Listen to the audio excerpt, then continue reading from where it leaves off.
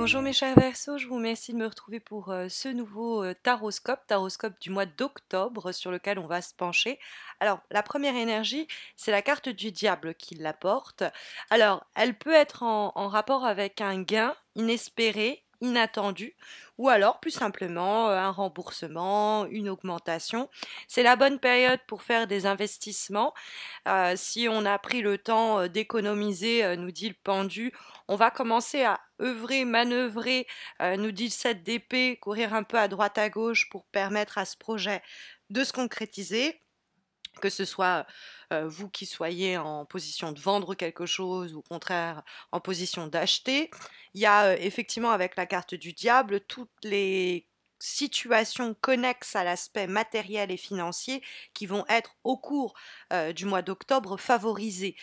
C'est l'idée d'être stratège, de bien calculer son coût, de se servir intelligemment des ressources que l'on a à sa disposition pour mener une production à sa rentabilité, pour obtenir le monopole d'un marché, pour obtenir cette augmentation, ce gain, bref, pour arriver à ses fins. Il y a l'idée d'argent qui peut effectivement rentrer, que le diable va ici manifester. Après, la carte du diable, ça peut nous encourager à nous montrer un petit peu filou, c'est-à-dire d'avancer notamment masqué, à pas feutré, à pas de loup, nous dit le 7 d'épée, dans les intentions qui sont les nôtres, pour arriver à les amener à se concrétiser. C'est-à-dire que on a certaines idées d'investissement, certains projets qui requièrent une prudence et surtout une pudeur. Alors c'est pas vraiment le terme d'être réservé à ce propos-là, d'en dire le moins possible, histoire de ne pas vous tirer vous-même une balle dans le pied et d'obtenir la finalité à laquelle vous espérez accéder. Le diable nous parle aussi de l'aspect passionnel. Alors ça peut être l'idée qu'on se trouve une nouvelle passion, un nouveau hobby pour lequel on est particulièrement motivé et enthousiaste, mais bon, la passion peut être prise au pied de la lettre et il ne faut pas aller plus loin que l'idée d'une rencontre passionnelle. Alors ça peut être quelqu'un qui est là déjà depuis un bout de temps, puisqu'on a la carte du pendu, quelqu'un à qui on est lié depuis un bout de temps, puisque le pendu nous parle d'attachement. Et c'est vrai que la carte du diable nous parle de désir de jouissance, d'amour physique, la sexualité joue un rôle important. Et il faut dire qu'en ayant la carte du 7 d'épée, il n'est pas complètement impossible que cette relation passionnelle, elle se fasse cachée, qu'on la mentionne pas parce que c'est dans le cadre par exemple professionnel ou plus simplement parce que la personne est déjà en couple ou que nous le sommes nous-mêmes. Hein, il y a l'éventualité d'infidélité avec la présence du diable, même s'il est bien aspecté, c'est-à-dire dans les aspects positifs, c'est pas complètement improbable qu'il y ait quelque chose de cet ordre-là, parce que c'est comment l'instinct joue et comment on est un petit peu addict, accro à quelque chose, à quelqu'un, et que c'est difficile un peu de s'en défaire. Dans le cadre où le diable nous parlerait d'une romance et d'une passion, il faut faire attention parce que la carte du 10 de coupe qui se trouve dans les obstacles nous dit que c'est un joli feu de paille, mais qu'on va avoir des difficultés à faire émerger de cette relation quelque chose de sérieux, de la faire aboutir, hein, parce que la carte du 10 de coupe nous parle même de rupture éventuelle, en tout cas de dispute ou d'une sensation plus largement de découragement à propos de cette relation qui ne peut pas nous offrir le conte de fées auquel on aspire. Et donc c'est la raison pour laquelle on ne peut que profiter de ce que cette relation sur le plan presque physique a à nous offrir et pas en espérer plus et voilà, et peut-être qu'il faut même cacher ses intentions amoureuses, nous dit le 7 d'épée, parce que le lien que l'on partage avec cette personne n'est pas de cet ordre-là. Donc bon, ça peut être un élément ici mis en lumière par cette carte du 10 de coupe dans les obstacles.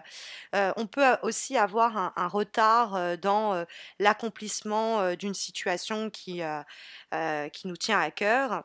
et les rêves que l'on a sont momentanément interrompus. Il va falloir bien positionner ses pièces sur l'échiquier pour pouvoir avancer, masquer et arriver à voir notre projet se réaliser. Parce que pour le coup, le 10 de coupe dans les obstacles pour le mois d'octobre, on n'arrive pas à la finalité, à l'aboutissement ou à l'achèvement au cours du mois d'octobre, hein. Ça me semble être compromis.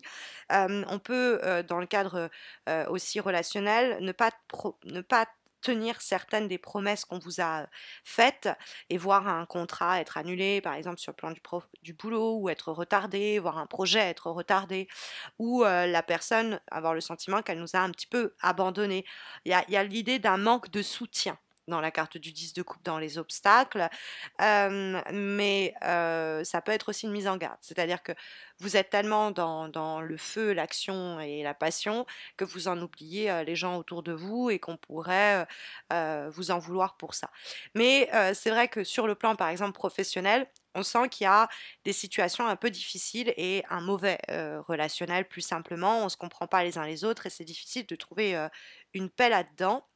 Et ça peut même provoquer une forme de burn-out, d'épuisement, parce que on doit courir à droite à gauche pour contenter tout le monde, faire semblant que tout va bien, alors que c'est tout le contraire, quoi. Mais comme on ne veut pas quitter son poste, que c'est pas encore le moment pour le faire, on sacrifie son bien-être et on encaisse pendant une période.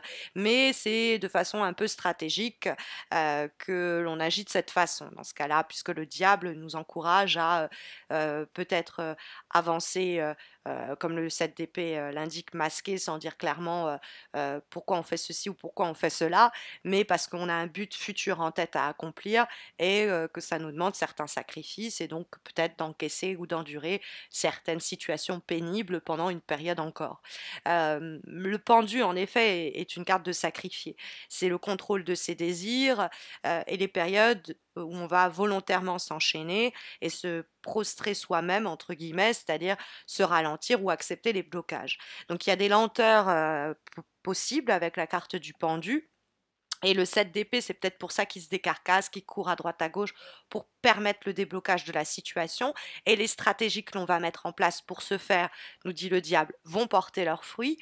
Mais il y a peut-être plus simplement une période où on prend sur soi, on a des blocages avec certaines personnes, certaines problématiques, et on examine un peu la situation parce que le pendu, c'est des périodes où, pendant que les choses sont bloquées, on va essayer de prendre ce temps-là d'arrêt pour comprendre un peu la situation en vue de trouver des solutions qui vont nous permettre de la surmonter, de la dépasser, de la laisser derrière nous. Et la solution qui est énoncée pourrait être celle du 7 d'épée. C'est-à-dire, mes chers Verseaux, une période où la communication va jouer un rôle crucial. C'est savoir dire honnêtement ce que l'on pense et ce que l'on ressent à qui de droit. Si on est témoin de choses au boulot, dans notre cercle amical, personnel, témoin de choses qui ne nous conviennent pas, eh bien, il faut le faire savoir. C'est-à-dire, il ne faut pas rester passif devant des actions dont vous êtes témoin et qui sont faites en secret ou, bref, qui sont mal faites ou faites à votre rencontre. Eh bien, il faut de façon stratégique, hein, c'est pas chercher la confrontation, réfléchir un peu la situation et savoir à quelle porte on va frapper, comment on va s'y prendre pour permettre à la situation de se réguler. Bon, dans le cadre d'une relation un peu tout feu tout flamme, passionnelle, hein, il y a la carte du 7 d'épée qui peut nous dire qu'on est obligé pendant un temps de ne pas révéler au monde extérieur la situation, la relation, la période et de garder un peu son jardin secret. C'est une recommandation éventuelle où on est forcé de toute façon d'agir de la sorte et c'est mieux peut-être comme ça pour nous. Euh, il y a aussi une période d'emphase avec la carte du 7 d'épée où on a peur de ne pas faire assez, alors on court un peu à droite à gauche et c'est une carte qui peut nous dire faire attention à pas vouloir endosser trop de responsabilités simultanément parce que on pourrait rencontrer quelques galères et quelquefois se mettre une surcharge mentale inutile parce que on se dit peut-être qu'on nous observe, qu'on est là sur la pointe des pieds. Bon, il y a une suspicion possible avec la carte du 7 d'épée, c'est pour ça qu'on avance masqué. Il y a l'idée que la confiance est pourtant cruciale et que c'est justement ce qui fait défaut. Donc pendant le mois d'octobre, on est obligé un petit peu de jongler d'un service à l'autre, d'une personne à une autre, sans, sans le révéler ou sans forcément s'en plaindre. Mais si dans ce cadre-là, on est confronté à des situations qui nous déplaisent, il faut savoir le communiquer et pas encaisser ad vitam aeternam, hein. On a comme avant-dernière énergie pour ce mois d'octobre, une carte issue des lames divinatoires d'Algariel et on a la carte du travail, hein.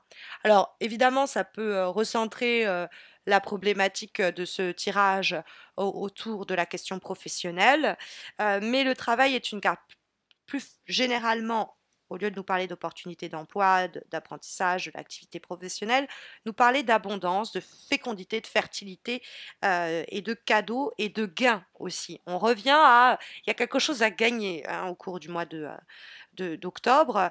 Ça peut être un beau contrat, ça peut être une relation fusionnelle, charnelle, un feu de joie comme ça qui enrichit notre quotidien, mais il y a quelque chose à la clé. On a comme dernière énergie, comme dernière carte, conseil, élément d'information pour ce mois d'octobre, une lame issue d'un oracle, celui d'âme à âme de Stéphanie Gras. Et nous avons la carte le souffleur, pardon, le souffle du messager. Alors, le souffle du messager, bon, bah, comme son nom l'indique, il va nous apporter des nouvelles. Alors, peut-être que ces messages et ces informations, c'est parce que on prend le temps quand même d'aller frapper un peu à toutes les portes, hein, on s'agite avec le 7 d'épée, on court à droite à gauche, et donc pour obtenir certaines réponses, certains messages, certaines informations, éventuellement en relation au gain, en tout cas au travail, ce que l'on peut trouver pour le mois d'octobre qui va enrichir notre quotidien. Et donc il y a ce message, c'est l'idée qu'on va avoir des nouvelles importantes qui vont nous parvenir et qui va faciliter le dénouement d'une situation. Mais c'est aussi une carte qui est très importante sur le plan de la communication. Et c'est une carte qui nous invite à nous poser la question, finalement, qu'est-ce que je dois dire, qu'est-ce que j'ai à dire et comment je m'y prends. Et elle encourage cette énergie-là, elle facilite l'élocution tant que on arrive à mettre un peu l'ego, l'orgueil de côté, hein, le diable peut nous parler de ça aussi. Et donc c'est les capacités de dialogue, la capacité que nous avons à dialoguer qui va permettre d'harmoniser la situation, hein. Le 7 d'épée, c'est comprendre ce que je dois garder pour moi et comprendre ce que je dois révéler pour faire avancer la situation. Et la parole qui est associée à cette carte de l'oracle d'Ama Am est la suivante: celui qui vit en harmonie avec lui-même vit en harmonie avec le monde. Donc voilà en tout cas les conseils et recommandations, les énergies sondées par les lames majeures, mineures et les cartes pour le mois d'octobre. Les cartes divinatoires d'Algariel et celles de l'oracle d'Amaham.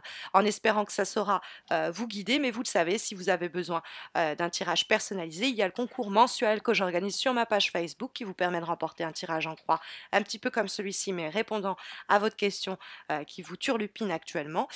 Donc n'hésitez pas à me rejoindre sur ma page Facebook, vous avez le lien de ma page en descriptif de cette vidéo et n'hésitez pas non plus à vous abonner à ma chaîne YouTube si vous ne l'avez pas encore fait, ça vous permettra de ne pas rater les prochains taroscopes mais également concours que j'organise ponctuellement et exclusivement sur ma chaîne YouTube. Je vous souhaite à tous et à toutes de très belles semaines à venir et à très vite j'espère. Prenez soin de vous.